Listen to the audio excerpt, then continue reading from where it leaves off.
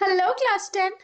आज हम करेंगे लेडिस्को रैपोर्टे पार्ट 2 यानी द रिपोर्टेड स्पीच पार्ट 2। तो come on, let's get going.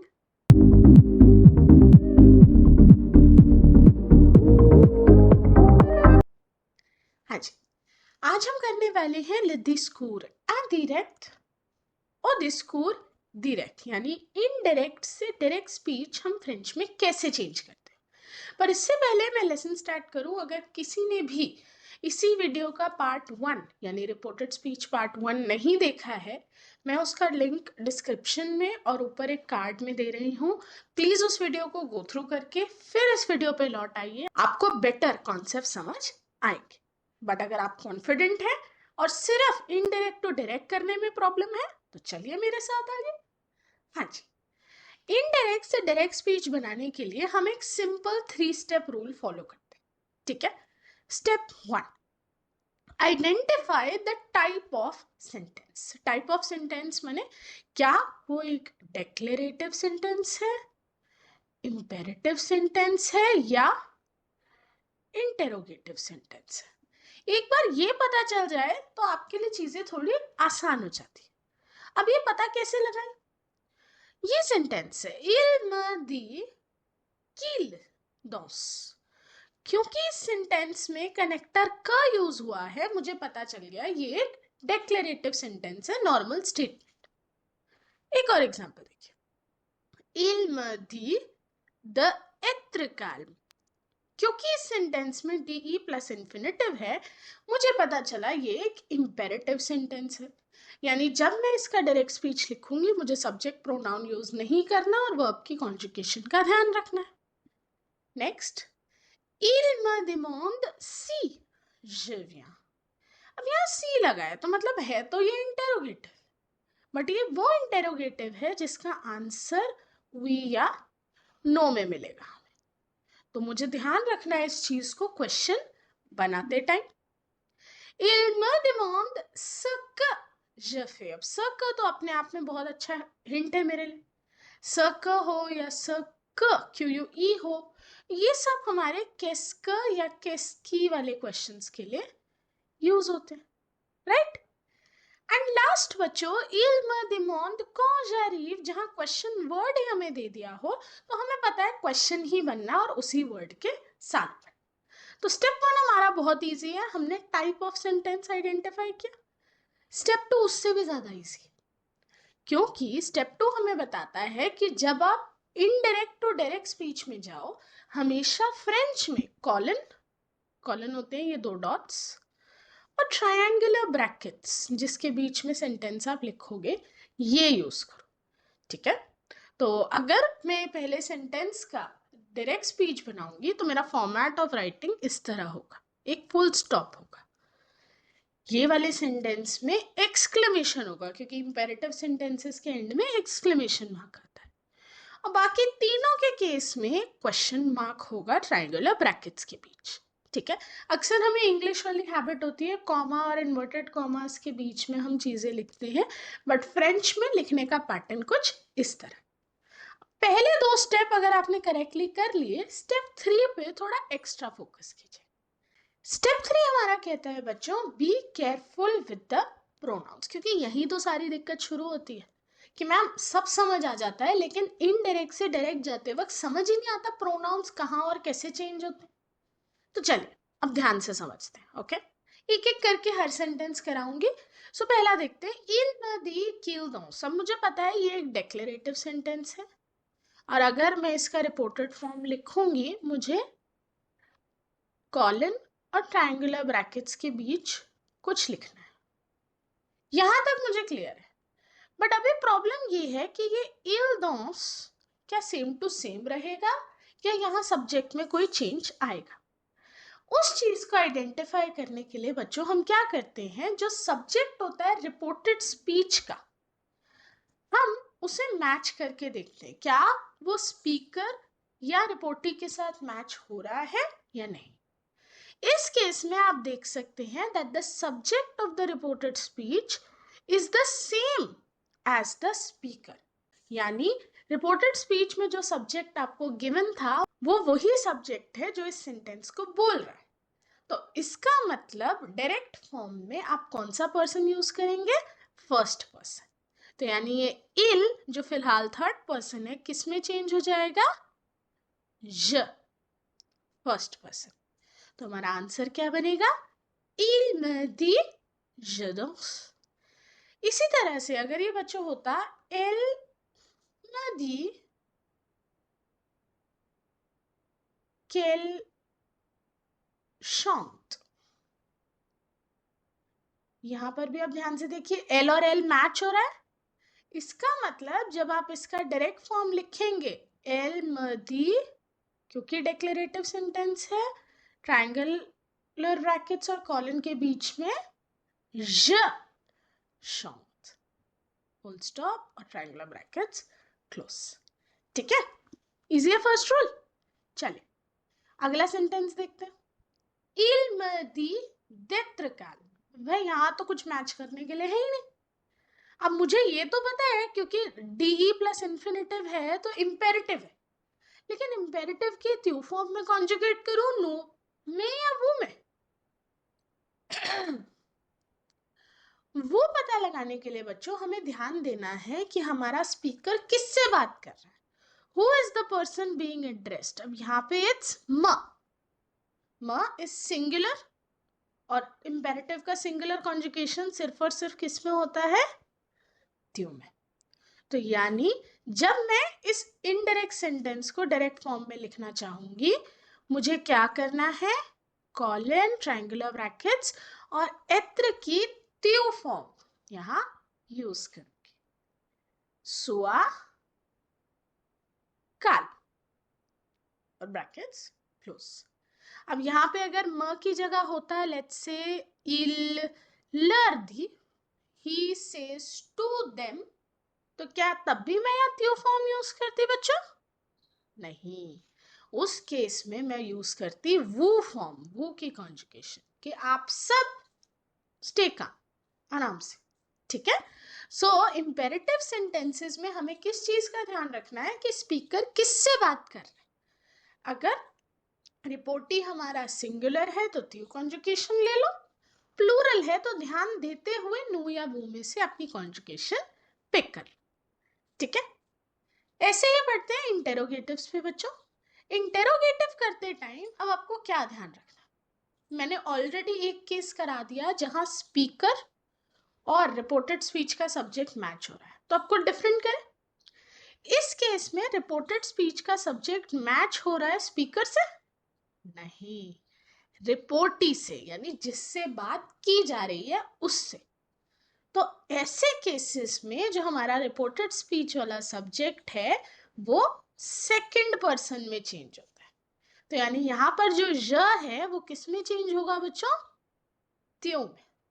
ठीक है, फिर से रिपीट कर रही हूं, अगर मेरा रिपोर्टेड स्पीच का सब्जेक्ट मैच हो जाए रिपोर्टी से, यानी जिससे बात की जा रही है उससे, तो डायरेक्ट फॉर्म में जब मैं सेंटेंस को कन्वर्ट करूंगी उस सब्जेक्ट को सेकंड पर्सन में चेंज करूंगी।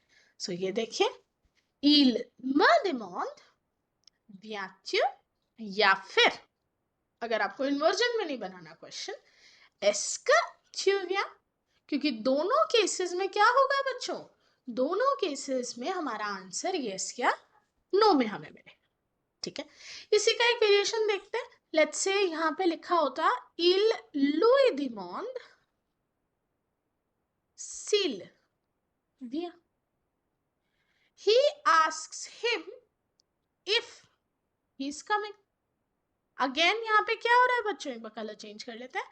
ये इल मैच हो रहा है इस लुई से क्योंकि दोनों थर्ड पर्सन की फैमिली के हैं, तो तब भी मेरा आंसर क्या बनता? il lui demande viens-tu और il lui demande est-ce que tu viens। तो जब भी ये दोनों मैच होंगे यानी रिपोर्टी और subject of the reported speech, subject of the reported speech second person में चेंज होगा। ठीक है, नेक्स्ट देखते हैं, il me demande ce que je fais। Again same चीज हो रही है, reportee and subject of the reported speech match हो रहे हैं. ये ज किस में चेंज होगा बच्चों? त्यू में. तो मेरा answer il me demande qu'est-ce que tu fais. And last same ही था हमारा लास्ट भी. il me demande quand je arrive. Again ये दोनों मैच हो रहे हैं तो je चेंज हो जाएगा त्यू में. क्वेश्चन कैसे बनेगा? il me demande quand arrives-tu. तो हमने क्या सीखा बच्चों? अगर subject of the reported speech speaker से मैच हो तो first person. Subject of the reported speech reportee से मैच हो यानी जिससे बात की जा रही है तो second person. But third person का भी यूज होगा. तो उसी चीज के लिए attention. If the subject of the reported speech isn't the same as the speaker और द पर्सन बीइंग एड्रेस्ड यानी रिपोर्टी, उस केस में हम प्रोनाउंस चेंज नहीं करेंगे. यानी अगर रिपोर्टेड स्पीच वाला सेंटेंस का प्रोनाउन किसी से भी मैच ना हो, ना तो स्पीकर से ना रिपोर्टी से, तो उस केस में वो सेम टू सेम रहेगा. जैसे elle dit que Sarah vient au retard. अब यहाँ पे सारा ना एल से मैच कर रही और जिससे बात हो रही है उसके बारे में तो हमें पता ही नहीं. तो इस केस में हम क्या अज्यूम करेंगे? elle dit Sarah vient au retard. इसी तरह Claude me demande s'il voit le film. ना ये il Claude से मैच कर रहा ना me से. So Claude me demande voit-il le film. Easy, right? चलिए अब कुछ और एग्जांपल्स देखते हैं जहां प्रोनो भी यूज हो. il leur demande de lui donner les cahiers. Step by step चलते हैं. यहाँ रिपोर्टर यानी स्पीकर किससे मैच हो रहा है? लुई से, क्योंकि दोनों थर्ड पर्सन की फैमिली के हैं. इसका मतलब ये लुई तो चेंज होगा फर्स्ट पर्सन में, यानी ये लुई किस में चेंज होगा? म में या मुआ, दैट डिपेंड्स. और दूसरा मुझे क्या दिख रहा है कि भाई किससे बात हो रही है? लर यानी अ ग्रुप ऑफ पीपल. अब ग्रुप ऑफ पीपल से बात हो रही है तो दोनों की कॉन्जुगेशन किस में होगी बच्चों? वो फॉर्म में. और ये मैं क्यों देख रही हूँ? क्योंकि मेरा कनेक्टर है द प्लस इन्फिनेटिव, यानी ये एक इंपेरेटिव सेंटेंस है, राइट? तो अगर मैं इसका आंसर लिखूं बच्चों step by step, first half तो सेम रहेगा, il leur demande. फिर लगेगा कॉलन और ट्रायंगुलर ब्रैकेट्स. अब इंपेरेटिव में मुझे पता है पहले वर्ब आती है और उसके बाद प्रोनाउन. दोने मुआ, ये लुई दोने क्या बन गया? दोने मुआ. लेकर आइए एंड में एक्सक्लेमेशन मार्क और ट्रायंगुलर ब्रैकेट्स क्लोज. चलो देख लेते हैं. एग्जैक्टली वही लिखा है, il leur demande donnez-moi les cahiers. एक और ट्राई करते हैं. अब यहाँ पे ये एल किससे मैच हो रहा है बच्चों? ये लास्ट वाले एल से. यानी अगेन मुझे पता चल गया ये एल चेंज किस में होगा? फर्स्ट पर्सन में. फर्स्ट पर्सन में ये क्या बनता है? मुआ. इसी तरह ये माँ किससे मैच हो रहा है? इस ज से. तो ये ज किस में चेंज होगा? सेकंड पर्सन में. तो ये बनेगा थ्यू, राइट? नेक्स्ट मैंने क्या देखा? ये सक वाला सेंटेंस है, यानी क्वेश्चन फॉर्म बनेगी केस्क. देखा, तीनों स्टेप्स यूज कर रहे हो, नो पर्टिकुलर सीक्वेंस. सो मेरा आंसर क्या होगा बच्चों? Elle me demande qu'est-ce que tu apportes pour moi. देखा, स्टेप बाय स्टेप चलो, कभी गलती नहीं करोगे. हाँ जी, अब नेक्स्ट ट्राई करो अपने आप. Je lui demande quand il va rendre mon livre. ढूंढो, je किससे मैच हो रहा है? लुई किससे मैच हो रहा है? Take your time, step by step करेंगे हम भी इसको. je मुझे मैच होता हुआ दिख रहा है मो से, फर्स्ट पर्सन फैमिली है दोनों। बट इंटरेस्टिंग बात क्या है, दोनों मैच हो रहे हैं पर फिर भी रहेंगे किसमें, फर्स्ट पर्सन में। ठीक है, तो मो मो ही रहने वाला है, ये चेंज नहीं होगा। नेक्स्ट मुझे क्या दिख रहा है, लुई और इल एक ही फैमिली के मेंबर्स हैं, तो यानी ये इल किस में चेंज होगा, सेकंड पर्सन। सेकंड पर्सन क्या बनेगा, त्यू। नेक्स्ट मुझे कौन दिख रहा है, यानी ये क्वेश्चन फॉर्म बननी है विद कौन एज द क्वेश्चन वर्ड। तो देखते हैं, Je lui demande first half से कॉलन और ट्राइंगल और ब्रैकेट्स quand il va की जगह क्या लिखा, va-t-il rendre mon livre, mon livre रहा सेम टू सेम। देखा, इसी तरह से तीनों स्टेप्स का सही इस्तेमाल करके आप आराम से इनडायरेक्ट स्पीच वाले सेंटेंसेस को वापस डायरेक्ट फॉर्म में कन्वर्ट कर सकते। चलिए अब किसकी बारी आएगी बच्चों, एक एक्सरसाइज की। तो ये रहे 10 सेंटेंसेस, वीडियो को पॉज करके तसल्ली से इनको ट्राई करिए, जब हो जाए अपने आंसर्स को यहाँ से मैच कर लें। ठीक है, अब बच्चों डायरेक्ट एंड इनडायरेक्ट स्पीच का टॉपिक तो हो गया कंप्लीट, बट क्या बोर्ड एग्जाम्स में ये टॉपिक इसी तरह से आता है कि या तो डायरेक्ट फॉर्म में कन्वर्ट करो या तो इनडायरेक्ट?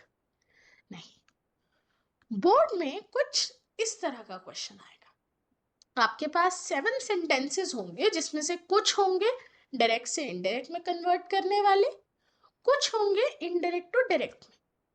आपको इनमें से एनी 5 अटेम्प्ट करने होते हैं। ठीक है, तो मैं तो यही कहती हूँ बच्चों को, हमेशा सातों सेंटेंसेस ट्राई करो अपने मन में, और जिन 5 में आप सबसे ज्यादा कॉन्फिडेंट हो वो अपनी आंसर शीट में लिखो। ठीक है, तो अब क्योंकि हम दोनों टॉपिक्स अच्छे से पढ़ चुके हैं, यू आर केपेबल इनफ इस एक्सरसाइज को ट्राई करने के। तो चलो कर लो इस एक्सरसाइज को ट्राई, जब हो जाए यहाँ से अपने आंसर्स को मैच भी कर लें। ठीक है, तो इसी के साथ बच्चों खत्म हुआ हमारा ये टॉपिक, एंड विद दिस मेरी प्लेलिस्ट ऑफ ऑथरजन ग्रेड 10 ग्रामर भी हुई कंप्लीट। आपके कोई भी डाउट्स हो feel free to comment down below, and मैं उस पर और क्लैरिटी के साथ वीडियो बनाने का ट्राई करूंगी। Bonne chance à tous pour les examens. All the best for all for your exams. And yeah, that's it. Au revoir, kids. Keep practicing.